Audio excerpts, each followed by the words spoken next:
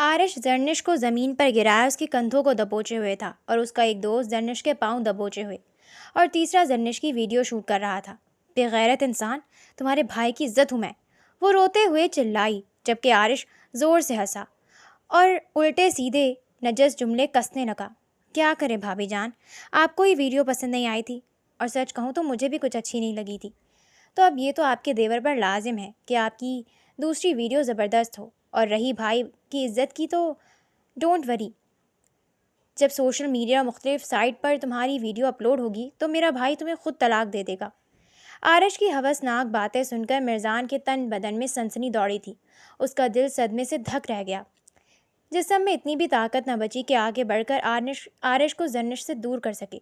उसी लम्हे मिर्जान के जहन में जर्निश के तमाम इल्ज़ामात, उसका चीखना और कड़वे सच एक धमाके की तरह गूंजने लगे कि किस तरह जर्निश बार बार यही कह रही थी कि उसने वो वीडियो बनाई थी, उसी ने ब्लैकमेल किया था और वही उस तमाम गलाजत का जिम्मेदार था।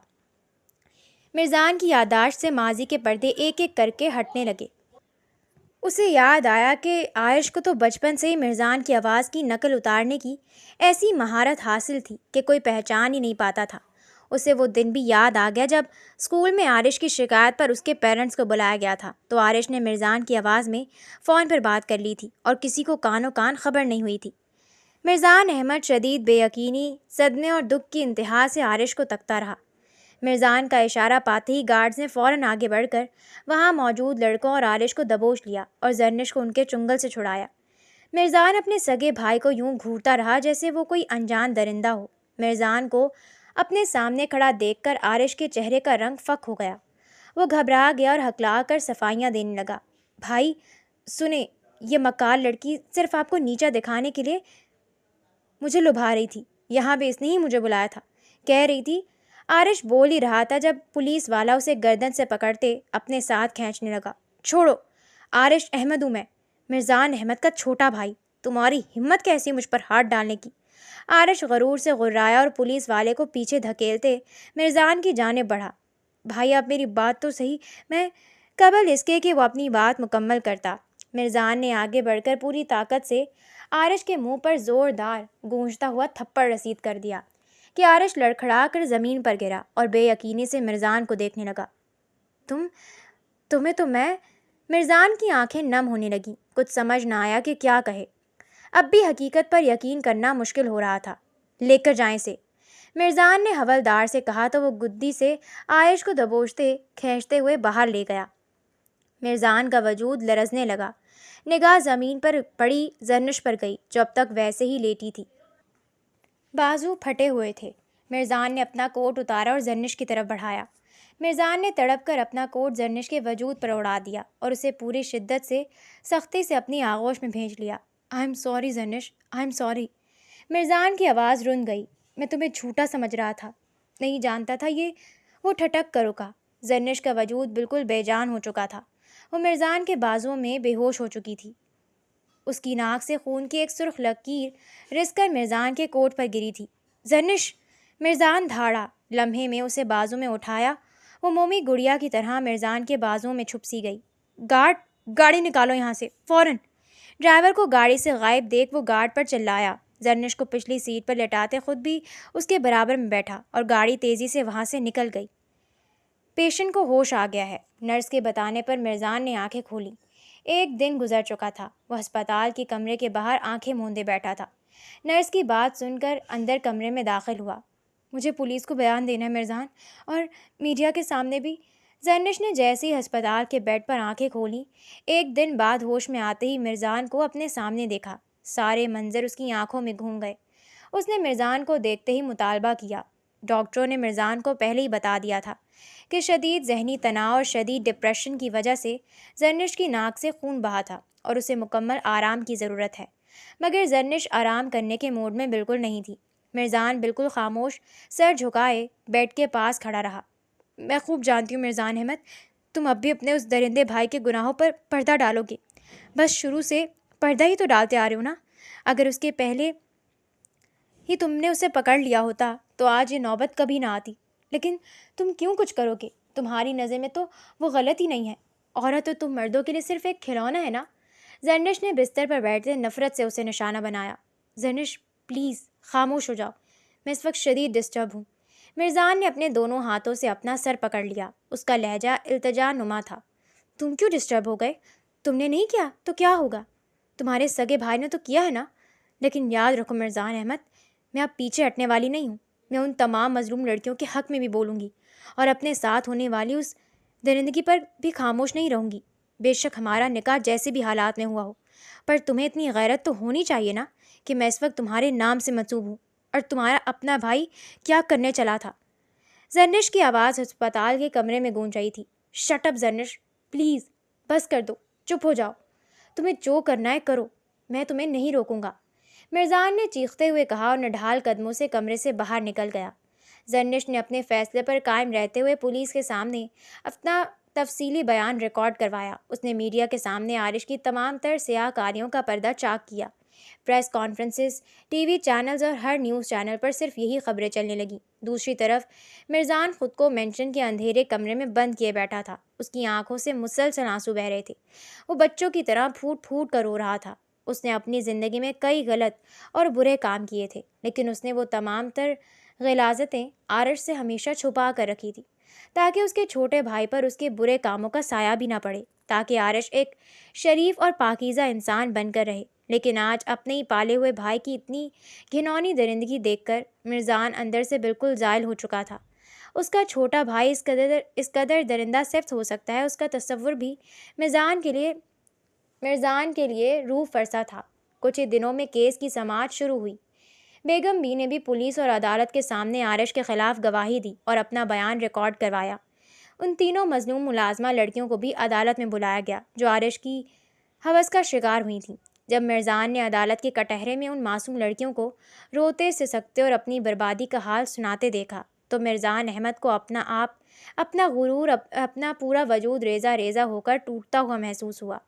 اس نے اپنی تمام تر زندگی میں کسی لڑکی کے ساتھ کچھ غلط نہیں کیا تھا۔ کوئی بھی عورت اس کے سامنے اس طرح بے بس اور لاچار ہو کر نہیں روئی تھی جیسی اس کے بھائی نے کر دی تھی۔ تمام تر ثبوتوں، گواہوں اور زرنش کے بیان کی روشنی میں عدالت نے اپنا فیصلہ سنایا۔ عارش احمد کو اس کی درندگی، ہراسمنٹ اور کے جرم میں باعمر قید یعنی 82 سال قید کی سزا سنا دی گئی۔ فیصلہ سنتے ہی عارش کو پولیس ہتھکڑیاں لگا کر لے جانے لگی، جبکہ مرزان احمد پتھر کا بت بنا عدالت کے کمرے میں کھڑا رہا، ایک ایسا شخص جس کا غرور، خاندان اور بھائی سب کچھ ایک ہی پل میں خاک میں مل چکا تھا۔ جب مرزان گھر لوٹا تو گھر کاٹنے کو دوڑا، سب کچھ ویران ہو چکا تھا۔ اس کا بیٹے جیسا چھوٹا بھائی جیل میں تھا، زرنش گھر چھوڑ کر جا چکی تھی۔ بیگم بی نے بھی آج یہی کہہ کر نوکری چھوڑی تھی کہ وہ اس گھر میں نہیں رہ سکتی۔ تم نے سب برباد کر دیا عارش، خود کو بھی اور مجھے بھی، مرزان اپنا سر پیٹتے رو پڑا۔ مرزان جیل کی ملاقاتی گیلری میں داخل ہوا۔ سامنے لوہے کی سلاخوں کے پار عارش کو دیکھتے ہی اس کے قدم وزنی ہو گئے۔ عارش نے جیسے ہی مرزان کو دیکھا، اس کی آنکھوں سے آنسو بہنے لگے اور وہ بچوں کی طرح بلک اٹھا۔ بھائی، میرے ساتھ ایسا کیوں ہو رہا ہے بھائی؟ میں تو آپ کا بیٹے جیسا ہوں نا؟ آپ نے مجھے اتنی محبت سے پالا ہے، آپ مجھے اس طرح یہاں کیسے چھوڑ سکتے ہیں؟ پلیز مجھے بچا لیں، آپ تو اتنے پاورفل ہیں نا بھائی۔ عارش نے سلاخوں سے ہاتھ باہر نکال کر التجا کی۔ مرزان نے انتہائی کرب اور تلخی سے اسے دیکھا۔ تم اتنے درندے کب سے ہو گئے عارش؟ میں بس یہ جاننا چاہتا ہوں کہ تم نے یہ سب کچھ کیوں کیا؟ کیوں؟ مرزان اچانک پوری طاقت سے چیخا۔ عارش ہچکیاں لیتے ہوئے رونے لگا۔ میں خود نہیں جانتا بھائی، بس مجھے سب اچھا لگتا تھا۔ لڑکیوں کا رونا، ان کا چیخنا مجھے سکون دیتا تھا۔ مرزان نے بے یقینی، شدید حیرت اور غم و غصے کی ملی جلی کیفیت میں اپنے چھوٹے بھائی کو گھورا۔ عارش نے اپنی بات جاری رکھی۔ میں نے اپنی چھوٹی عمر سے ہی دیکھا تھا کہ لڑکیاں آپ کے پیچھے پاگل تھیں، چاہے وہ گھر ہو، آفس ہو یا کالج۔ جب آپ میرے کالج آتے تھے تو میرے ساتھ پڑھنے والی لڑکیاں مجھے چھوڑ کر آپ کی طرف متوجہ ہو جاتی تھیں، کہتی تھیں کہ کاش عارش کے بڑے بھائی سے دوستی ہو جائے، وہ کتنے ہینڈسم ہیں۔ کوئی مجھے دیکھتا ہی نہیں تھا۔ پھر گھر کی وہ پہلی ملازمہ مجھے بہت اچھی لگی، بہت پیاری تھی وہ۔ میں نے سوچا کہ وہ تو ایک معمولی ملازمہ ہے، اس کی تو حسرت ہوگی کہ وہ مجھ جیسے شخص سے دوستی کرے۔ میں نے اس سے دوستی کرنی چاہی، پر اس نے مجھے دھتکار دیا۔ ایک ملازمہ ہو کر اس نے مجھے دھتکار دیا۔ مجھے بہت غصہ آیا، اتنا غصہ آیا کہ میں سب لحاظ بھول گیا۔ لیکن مجھے کوئی افسوس نہیں ہوا بھائی، بلکہ مجھے اچھا لگا اس کا رونا، اس کا سسکنا، یہ سب دیکھ کر مجھے بہت خوشی ملی۔ پھر میں رکا نہیں۔ اس کے بعد جو لڑکی مجھے ریجیکٹ کرتی یا میری بات نہ مانتی، میں اس کے ساتھ یہی کرتا۔ پر شروع کی لڑکیاں اتنی غریب اور لاچار تھیں کہ وہ میرے خلاف کچھ کر ہی نہیں سکتی تھیں۔ مرزان کا سانس جیسے سینے میں اٹکنے لگا۔ عارش کا چہرہ کسی درندے کی طرح صفاق لگ رہا تھا۔ پھر میری نظر آپ کی سیکرٹری پر پڑی۔ عارش بولتا رہا۔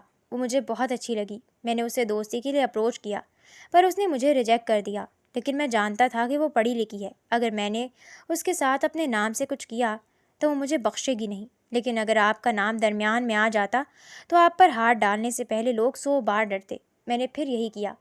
اس دن جب آپ اس سیکرٹری کو لے کر کلب گئے تو میں بھی اپنے دوستوں کے ساتھ وہیں موجود تھا۔ میں نے آپ کی سیکرٹری کو کافی دیر وہاں بیٹھ کر روتے ہوئے دیکھا۔ میں نے اپنے دوستوں کو رخصت کر دیا اور کچھ گھنٹوں بعد تک وہیں بیٹھا رہا۔ میں نے آپ کو وہاں سے جاتے ہوئے دیکھا، لیکن رش کی وجہ سے آپ کی سیکرٹری نے آپ کو جاتے ہوئے نہیں دیکھا تھا۔ میں نے کلب کے مینیجر کو بہت پیسے دیے، آپ کے روم کی چابی لی، آپ کے روم میں گیا، CCTV کیمرے بند کروائے اور آپ کی سیکرٹری کو کال کر کے بلا لیا۔ وہ آپ کے اتنے دھتکارنے کے باوجود دوڑی چلی آئی۔ جبکہ میں نے اس سے کہا تھا کہ مجھ سے دوستی کر لو، تو اس نے مجھے یہ کہہ کر جھڑک دیا تھا کہ وہ ایسی لڑکی نہیں ہے۔ میں نے اس کا بھی وہی استعمال کیا۔ جیسے جیسے عارش یہ سب بتا رہا تھا، مرزان کو اپنی سماعتی حس پر یقین نہیں آ رہا تھا۔ اس کے سامنے اس کا وہ چھوٹا بھائی کھڑا تھا جسے اس نے باپ بن کر انتہائی محبت اور ناز و نم سے پالا تھا۔ وہ تو اس کی نظر میں بے حد معصوم تھا۔ عارش نے دوبارہ بولنا شروع کیا۔ اس کے بعد وہی ہوا جیسا میں نے سوچا تھا۔ اس نے کوشش بھی کی تو آپ کو بدنام کرنے کی، پر وہ کچھ نہیں کر سکی اور میرا راستہ صاف ہو گیا۔ پھر مجھے آپ کے آفس میں زرنش پسند آئی۔ وہ مجھے واقعی بہت زیادہ پسند آئی تھی۔ میں نے اسے دوستی کی آفر نہیں کی تھی بھائی، شادی کی آفر کی تھی۔ مجھے محبت محسوس ہوئی تھی اس سے۔ میں اس سے شادی کرنا چاہتا تھا، پر اس نے بھی مجھے دھتکار دیا، جبکہ مجھے لگتا تھا کہ میں اسے پسند آؤں گا، کیونکہ وہ پہلی لڑکی تھی جسے مرزان احمد پسند نہیں آیا تھا، جس نے مرزان احمد کو دھتکارا تھا۔ مجھے پہلے تو بہت خوشی ہوئی، لیکن پھر جب اس نے مجھے ریجیکٹ کیا تو مجھے شدید غصہ آیا۔ میں نے فیصلہ کر لیا کہ میں اسے بھی نہیں بخشوں گا۔ پھر میں نے اس کی ویڈیو بنائی۔ اتنا سنتے ہی مرزان کا دماغ غصے اور تپش سے گھوم گیا۔ اس نے جنگلے کے اندر ہاتھ ڈال کر عارش کا کالر دبوچنا چاہا، لیکن عارش جھٹکے سے پیچھے ہو گیا۔ تو اس کو مان جانا چاہیے تھا نا بھائی، عارش غرا کر بولا۔ اگر وہ مجھ سے شادی پر مان جاتی تو میں کچھ بھی نہ کرتا۔ ممکن تھا کہ میں سدھر جاتا اور کسی اور کے ساتھ کچھ نہ کرتا، لیکن اس نے کیا کیا؟ مجھے دھتکار دیا، ریجیکٹ کر دیا اس نے مجھے۔ کیا کمی ہے مجھ میں؟ آپ بتائیں، کیا کمی ہے؟ میں آپ کے جتنا ہینڈسم نہیں ہوں، پر کم بھی تو نہیں ہوں۔ اس وقت عارش مرزان کو شاطر اور خطرناک نفسیاتی مریض معلوم ہو رہا تھا۔ مرزان کی آنکھوں میں بے شمار آنسو تھے اور وہ نفی میں سر ہلاتے ہوئے اپنے چھوٹے بھائی کو دیکھ رہا تھا۔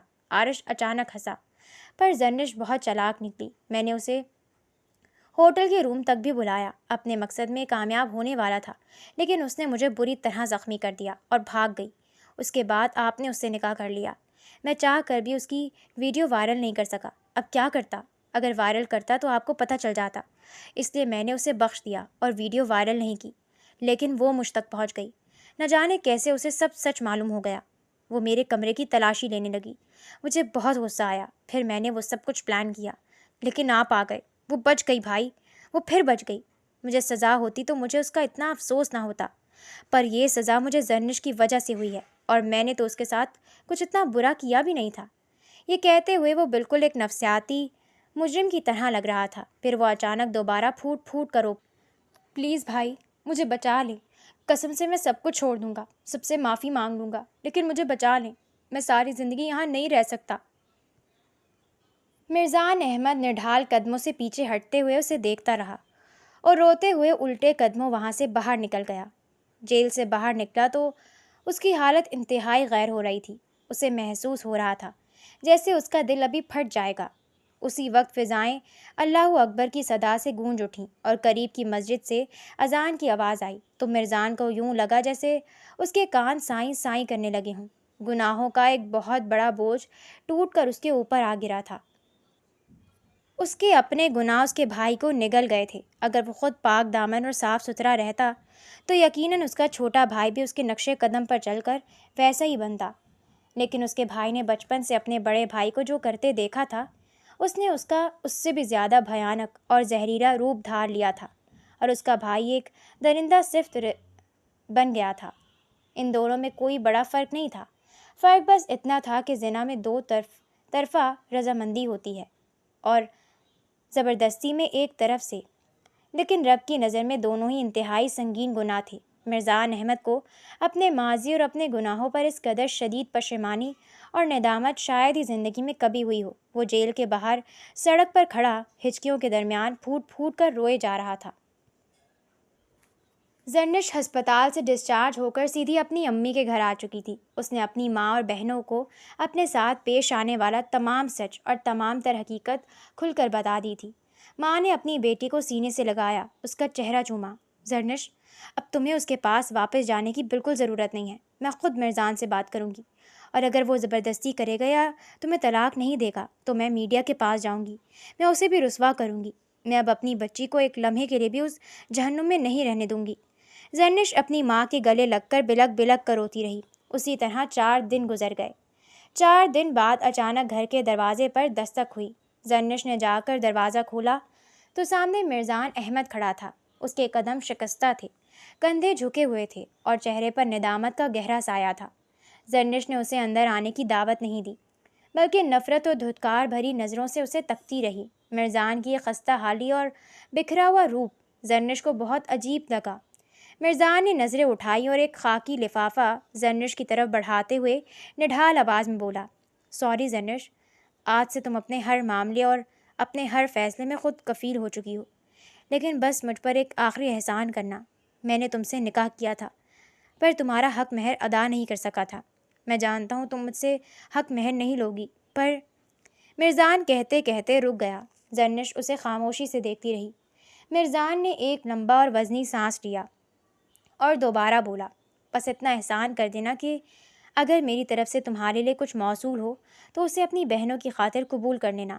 یہ دنیا بہت خراب ہے زرنش، تمہیں ہر قدم اور ہر جگہ مرزان احمد جیسے لوگ ٹکرائیں گے، اور اب میں اپنی ذات اور اپنی شخصیت سے اتنا ڈر گیا ہوں کہ میں نہیں چاہتا کہ تمہیں ایک بھی مرزان احمد ملے۔ یہ کہتے ہی مرزان نے اپنے قدم پیچھے لیے، خاموشی سے گاڑی میں بیٹھا اور وہاں سے چلا گیا۔ زرنش ساکت و جامد کھڑی اسے جاتے ہوئے دیکھتی رہی، پھر اس نے اپنے ہاتھوں میں تھامے خاکی لفافے کو دیکھا اور اندر آ گئی۔ کمرے میں داخل ہوئی تو اس کی ماں اور بہنیں اسے دیکھ کر چونکیں۔ کیا ہوا زرنش؟ باہر کون آیا تھا؟ زرنش نے اپنے ہاتھ میں پکڑے لفافے کو دیکھا اور خاموشی سے اپنے کمرے میں جا کر اسے اپنے املاک اور ڈاکومنٹس والے دراز میں رکھ دیا۔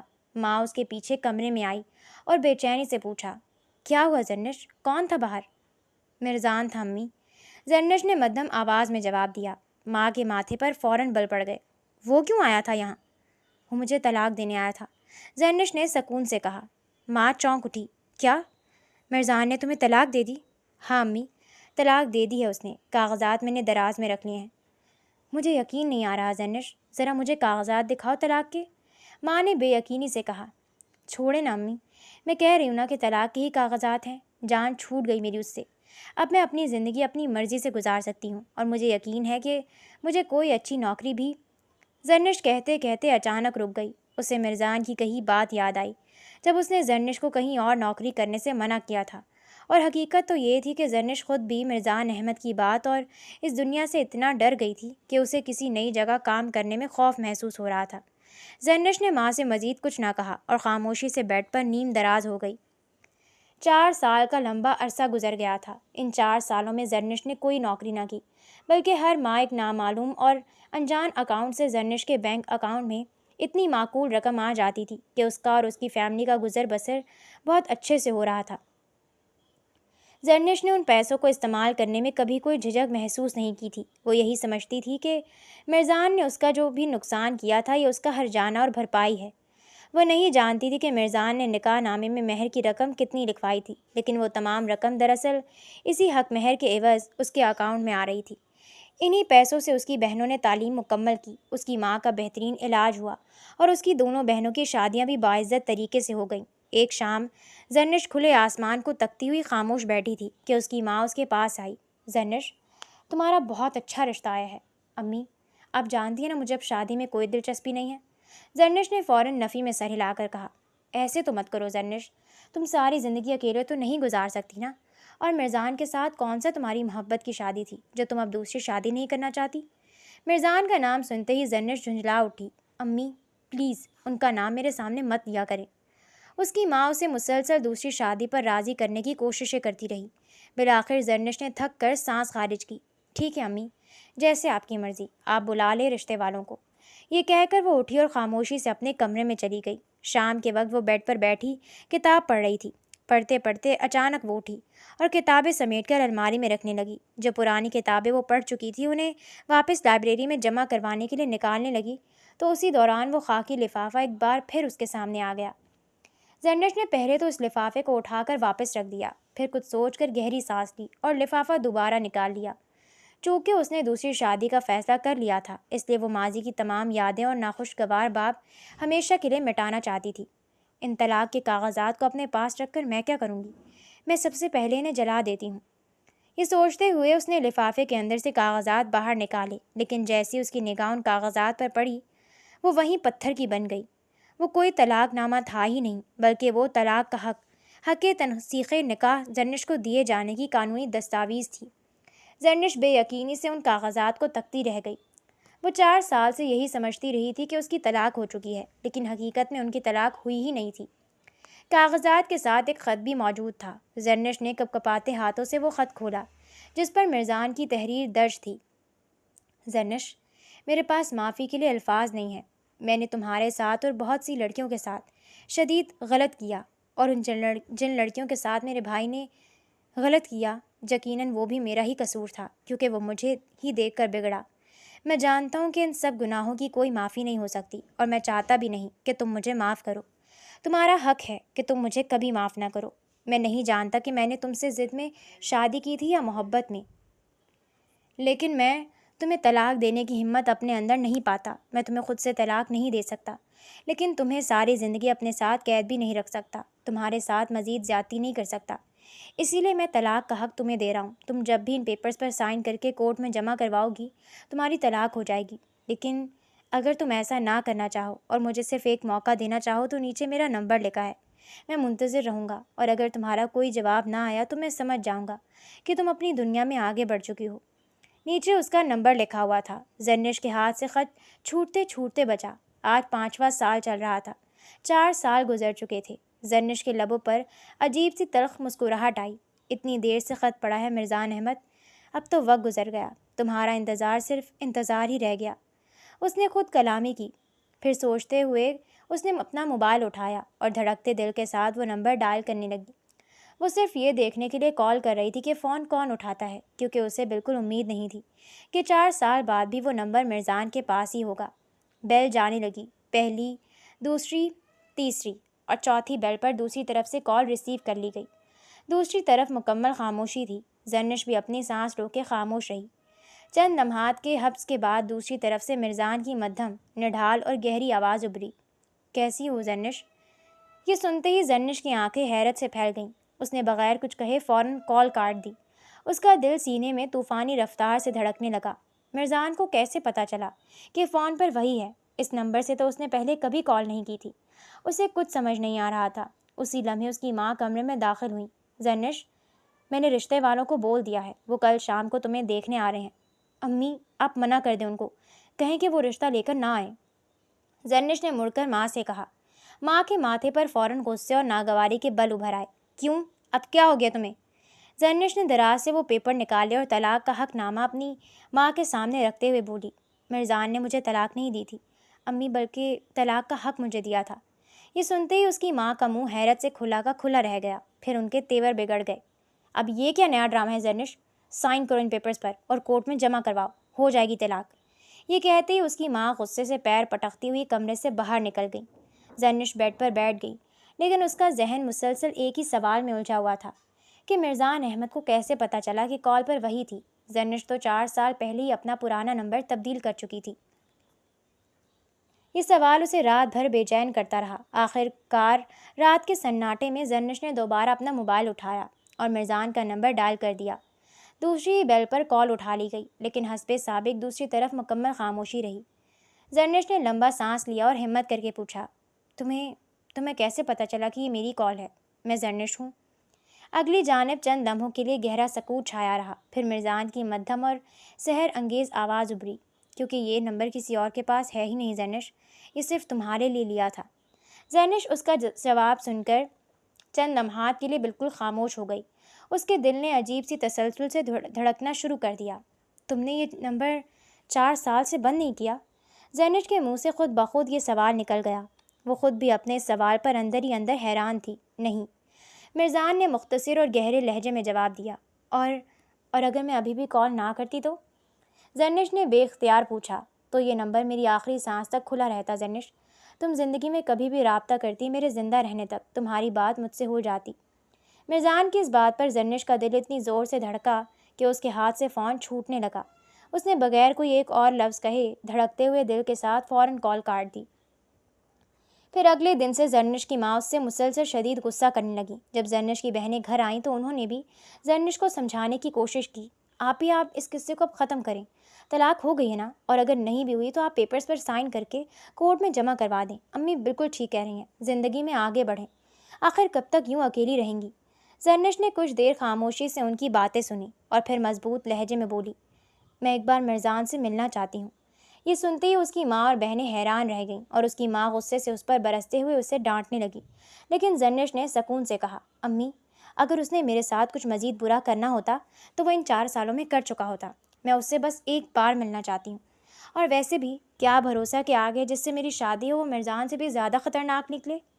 اس کی ماں بے بسی اور شدید ناگواری سے زینش ان دونوں کو ڈرائنگ روم میں بٹھایا گیا۔ کچھ ہی دیر بعد سفید سادہ کرتا پاجامہ پہنے اور چہرے پر خوبصورت سنت داڑھی سجائے ایک نوجوان ڈرائنگ روم میں داخل ہوا اور ان کے سامنے آ کر بیٹھتے ہوئے دھیمے لہجے میں سلام کیا، السلام علیکم۔ زینش کی ماں نے اس نوجوان کو دیکھا اور سلام کا سرسری جواب دے کر بولی، آپ ذرا مرزان کو بلا دیں، ہمیں ان سے ملنا ہے۔ یہ کہتے ہوئے اس کی ماں گردن موڑ کر ادھر ادھر دیکھنے لگی، جبکہ زینش کی نگاہیں سامنے بیٹھے اس نوجوان کے وجود پر جم کر پتھر ہو گئیں۔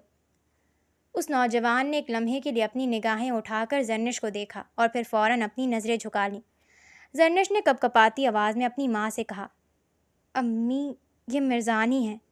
اس کی ماں نے چونک کر حیرت سے سامنے بیٹھے شخص کو دیکھا۔ انہوں نے تو پہلے جس مرزان احمد کو دیکھا تھا وہ تو بے حد ہینڈسم، ویل گرومڈ، بہترین ڈریسنگ اور ایٹیٹیوڈ والا اسٹائلش شخص تھا، لیکن سامنے بیٹھا شخص تو بالکل سادہ سا انسان تھا۔ کیا تم ہی مرزان احمد ہو؟ ماں نے تصدیق چاہی۔ مرزان نے خاموشی سے نظریں جھکائے ہوئے اثبات میں سر ہلا دیا۔ اسی اثنا میں قریب کی مسجد سے عصر کی اذان کی صفا بخش آواز ابھری۔ مرزان نے جیسی اذان سنی وہ کھڑا ہو گیا، معاف کیجیے گا میں نماز پڑھ کر آتا ہوں۔ وہ نظریں جھکائے ہوئے نرمی سے بولا اور وضو کرنے کے لیے چلا گیا۔ مرزان کے جاتے ہی بیگم بھی چائے اور لوازمات کی ٹرے سنبھالے ڈرائنگ روم میں داخل ہوئیں۔ زینش نے انہیں دیکھتے ہی گرم جوشی سے ان کی خیر خیریت پوچھی۔ جواب میں بیگم بی کے چہرے پر سکون کی ایک ہلکی سی رمق ابھری۔ زینش کی ماں نے، جو مرزان کے اس بدلے ہوئے سادہ روپ کو دیکھ کر مسلسل الجھن کا شکار تھیں، فوراً زینش سے بولی، دھوکے میں مت آنا زینش، یہ شخص صرف ڈرامہ کر رہا ہے، ورنہ بھلا کوئی اتنا تبدیل کیسے ہو سکتا ہے؟ زینش کی ماں نے کہا تو بیگم بھی فوراً بول اٹھی، نہیں ایسا نہیں ہے، مرزان صاحب واقعی بہت بدل گئے ہیں۔ زینش بیگم بی کو دیکھنے لگی اور پھر بیگم بی سے بلا جھجک پوچھ لیا، بیگم بی یہ مرزان کو کیا ہو گیا ہے؟ اتنی بڑی تبدیلی کی وجہ کیا ہے؟ وہ اب تک حیران تھی، سامنے بیٹھے شخص سے اسے نفرت محسوس نہیں ہوئی تھی، شاید وجہ اس کی نورانی داڑھی تھی یا جو بھی، اور یہ پہلی بار تھا کہ اسے مرزان سے نفرت نہیں ہوئی تھی۔ بیگم بی نے گہری سانس لی اور دھیمے لہجے میں سب بتانا شروع کیا، ان 4 سالوں میں سب کچھ بدل چکا ہے۔ عارش نے جیل میں قید کے دوران خودکشی کر لی تھی اور مرزان اس کے اس انجام اور موت کا ذمہ دار بھی خود کو ہی ٹھہرا رہا تھا۔ ان 4 سالوں کی تنہائی اور ندامت میں مرزان نے اپنے اندر کے گندے انسان کا بھیانک روپ دیکھ لیا تھا، جس کے بعد اس نے خود کو مکمل طور پر بدل دیا، لیکن وہ خود کو آج بھی معاف نہیں کر پا رہا تھا۔ بیگم بھی افسوس سے بولی، میں بھی نوکری چھوڑ کر چلی گئی تھی، یہاں رہنا میرے لیے بھی محال تھا، لیکن مرزان صاحب نے مجھے واپس بلوایا۔ اب یہ گھر مجھے وحشت کا پنڈار نہیں بلکہ خوشبو میں بسا گھر لگتا ہے۔ بیگم بی کی بات پر زینش ہلکا سا مسکرائی۔ مرزان صاحب نے ان تمام لڑکیوں سے معافی مانگ کر ان کے مطابق ان کی ادائیگی بھی کی ہے کہ وہ راضی ہو گئی تھیں۔ ان 4 سالوں میں انہوں نے اپنی تمام تر برائیاں چھوڑ دی ہیں، انہوں نے زنا چھوڑ دیا، انہوں نے شراب چھوڑ دی، سگریٹ نوشی چھوڑ دی، انہوں نے غیر محرم لڑکیوں کو دیکھنا چھوڑ دیا، ان کا غرور، تکبر اور روڈ رویہ ختم ہو چکا ہے، انہوں نے ہر ایک برا کام ہمیشہ کے لیے چھوڑ دیا تھا۔ بیگم بی کی باتیں سن کر زرنش اور اس کی ماں خاموش رہ گئیں۔ کچھ دیر بعد مرزان نماز ادا کر کے واپس لوٹا۔ دونوں خواتین اب بھی ڈرائنگ روم میں ہی بیٹھی ہوئی تھیں۔ جب زرنش اور اس کی ماں واپس جانے کے لیے اٹھنے لگیں تو مرزان نے نہایت عاجزی سے کہا، کچھ کھا کر جائیے گا۔ اس کے لہجے میں اس قدر نرمی، مان اور خلوص تھا کہ زرنش نے کچھ لمحے سوچا اور پھر اسبات میں سر ہلا دیا۔ انہوں نے ساتھ بیٹھ کر کھانا کھایا، جس کے بعد زرنش اور اس کی ماں وہاں سے رخصت ہو گئیں۔ گھر واپس جانے تک مرزان کو اس بات کا مکمل اندازہ ہو چکا تھا کہ زرنش نے ان 4 سالوں میں اس سے طلاق نہیں لی تھی۔ اسی رات مرزان نے وضو کیا، مصلی پر بیٹھا اور نماز تہجد ادا کی۔ نماز کے بعد اس نے درود پاک کا ورد کیا اور رب کے حضور اپنے ہاتھ پھیلا دیے۔ اس کی آنکھوں سے پشیمانی کے دانوں کی طرح آنسو بہنے لگے۔ اے پروردگار، میں جانتا ہوں کہ میں اس قابل نہیں ہوں۔ میں نے اس معصوم کے ساتھ اور بہت سی لڑکیوں کے ساتھ بہت زیادتی کی ہے۔ میں اس پر کوئی زور زبردستی یا دباؤ نہیں ڈالنا چاہتا، پر مولا، میں چاہتا ہوں کہ زرنش میرے پاس واپس آ جائے۔ میری ہمت نہیں پڑ رہی کہ میں خود اس سے کہوں کہ وہ مجھے طلاق نہ دے، مجھے نہ چھوڑے۔ اے اللہ، میں طویل عرصے کے بعد یہ سمجھ پایا ہوں کہ مجھے اس سے سچی محبت ہے، تو اس کے دل میں میرے لیے تھوڑی سی نرمی ڈال دے۔ وہ سجدے میں گر کر رب کے آگے رو رو کر التجا کرتا رہا۔ اگلے دن مرزان کا فون بجا۔ اسکرین پر نام دیکھ کر اس کے دل نے ایک بیٹ چھوڑی۔ اس نے تھرتھراتے ہاتھوں سے فون اٹھایا۔ کیا آپ مجھے لینے کے لیے آ جائیں گے؟ دوسری طرف سے زرنش کی بھیگی اور دھیمی آواز ابھری۔ یہ سنتے ہی مرزان کا ضبط ٹوٹ گیا اور وہ فون پر ہی پھوٹ پھوٹ کر رو پڑا۔ اس کی ہچکیاں اور سسکیاں صاف سنائی دے رہی تھیں۔ زرنش نے اس کی سسکیاں سن کر اس کا جواب سنے بغیر فون کاٹ دیا اور دوسری طرف اس کی اپنی آنکھوں سے بھی معافی اور محبت کے آنسو مسلسل بہنے لگے تھے۔ اگلے ہی دن مرزان ہاتھ میں پھلوں، مٹھائیوں اور تحائف کے ڈھیروں ٹوکرے سنبھالے زرنش کو لینے اس کے گھر پہنچ گیا۔ گھر میں زرنش کی دونوں بہنیں اور ان کے شوہر بھی آئے ہوئے تھے۔ زرنش کی بہنوں کے شوہر، جن کو مرزان کے متعلق بتانے سے اس کی بہنیں ڈر رہی تھیں کہ نہ جانے وہ کیا سوچیں گے، اتنے بڑے اور نامور بزنس مین کو اپنے درمیان اتنی عاجزی سے بیٹھا دیکھ کر دل و جان سے اس کی آؤ بھگت اور خاطر تواضع کر رہے تھے۔ مرزان نے انتہائی ادب، عاجزی اور سادگی سے سب کے ساتھ سلام دعا کی اور ان کے دیے احترام کو قبول کیا۔ تھوڑی دیر بعد زرنش اپنے کمرے سے باہر آئی۔ وہ سادہ مگر بے حد خوبصورت جوڑے میں تیار ہوئی تھی۔ اس کا چہرہ ایک وکھرے ہی روپ اور حیا سے دمک رہا تھا۔ مرزان نے جیسے ہی قدموں کی آہٹ پر نگاہ اٹھائی، اس کی نظر ایک لمحے کے لیے زرنش پر پڑی اور بس اس کے بعد مرزان نے اپنی نگاہیں دوبارہ سے جھکا لیں۔ تمام گھر والوں کی موجودگی میں دعا کے ساتھ زرنش کی باوقار اور خوشگوار ماحول میں رخصتی ہوئی۔ مرزان اسے اپنے مینشن لے آیا۔ گھر میں قدم رکھتے ہی زرنش کو ماحول میں ایک سکون اور پاکیزگی کا احساس ہوا۔ مرزان اسے کمرے میں لے کر آیا اور نہایت سلیقے سے ایک خوبصورت قیمتی تحفہ زرنش کے سامنے رکھا، لیکن اس پورے وقت میں وہ زرنش کا چہرہ دیکھنے سے گریز کر رہا تھا اور مسلسل اپنی نظریں نیچے جھکائے ہوئے تھا۔ زرنش نے تحفے کو دیکھا، پھر مرزان کی جھکی ہوئی پلکوں کو اور ہلکی سی مسکراہٹ کے ساتھ پیار بھرے شکوے کے انداز میں بولی، مرزان، میں اپنی زندگی میں پہلی بار کسی کے لیے یوں تیار ہوئی ہوں، اور جس کے لیے ہوئی ہوں وہی میری طرف دیکھ نہیں رہا۔ یہ سن کر مرزان نے دھیرے سے اپنا سر اٹھایا۔ زرنش، مرزان نے دھیرے سے اپنا سر اٹھایا۔ اس کی سیاہ آنکھوں میں زرنش کے لیے بے پناہ محبت، احترام اور ندامت کے ان گنت آنسو تیر رہے تھے۔ اس کی آواز میں ایک کپکپاہٹ اور بلا کا خلوص تھا۔ میں ڈرتا ہوں زرنش کہ میری گنہگار اور ندامت سے بھری نگاہیں تمہاری اس پاکیزگی کو گہنا نہ دیں۔ میں اب اپنی باقی ماندہ زندگی میں تمہیں ایک لمحے کے لیے بھی کھونا نہیں چاہتا۔ زرنش نے اس کے لہجے میں چھپی تڑپ اور سچائی کو محسوس کیا۔ اس کے اپنے دل کا ضبط بھی ٹوٹ گیا۔ اس نے آگے بڑھ کر مرزان کے دونوں نم ہاتھوں کو نہایت نرمی سے اپنے ہاتھوں میں تھام لیا۔ ماضی کا مرزان احمد مر چکا ہے، زرنش نے اس کی آنکھوں میں جھانکتے ہوئے نرمی سے مسکرا کر کہا، اور میرے سامنے جو مرزان کھڑا ہے، یہ وہ انسان ہے جس سے میں اب کبھی دور نہیں جانا چاہتی۔ اللہ نے آپ کو بدل دیا ہے اور اسی رب نے میرے دل میں آپ کے لیے محبت ڈال دی ہے۔ زرنش کے الفاظ مرزان کے روح کے زخمی حصوں کے لیے مرہم بن گئے۔ اس نے اپنے ہاتھوں کی گرفت زرنش کی انگلیوں پر مضبوط کی اور زرنش کے ہاتھوں کو چوم کر اپنے چہرے سے لگا لیا۔ اس کے آنسو زرنش کے ہاتھوں پر گرنے لگے، لیکن یہ دکھ کے نہیں، شکرانے کے آنسو تھے۔ تم نے مجھے معاف کر دیا زرنش؟ واقعی معاف کر دیا؟ مرزان نے بچوں کی طرح التجا کرتے ہوئے پوچھا۔ میں نے آپ کو بہت پہلے معاف کر دیا تھا مرزان، لیکن آج میں نے آپ کو اپنا شوہر مان کر اپنا دل سپرد کیا ہے۔ زرنش نے مسکرا کر اس کے گال سے آنسو پوچھے۔ مرزان نے زرنش کے سامنے بیڈ کے کنارے پر بیٹھ کر اس کا ہاتھ اپنے دل پر رکھا، جہاں اس کی دھڑکنیں غیر معمولی رفتار سے دھڑک رہی تھیں۔ یہ دل جو کبھی صرف غرور اور گناہوں کی وجہ سے دھڑکتا تھا، آج تمہارے آنے سے سجدہ شکر میں ہے زرنش۔ میں وعدہ کرتا ہوں کہ میں تمہیں دنیا کی ہر خوشی دوں گا، تمہاری ہر چاہت پوری کروں گا اور تمہیں کبھی رلانے کا سبب نہیں بنوں گا۔ زرنش نے اس کی پیشانی پر بکھری زلفوں کو سمیٹا اور دھیمے سے کہا، مجھے صرف آپ کا ساتھ چاہیے مرزان، صرف آپ کی محبت۔ مرزان نے زرنش کو احتیاط اور بے پناہ محبت سے اپنے آغوش میں سمو لیا۔ اس کی آغوش میں زرنش کو وہ تحفظ اور سکون محسوس ہوا جس کی تلاش اسے 4 سالوں سے تھی۔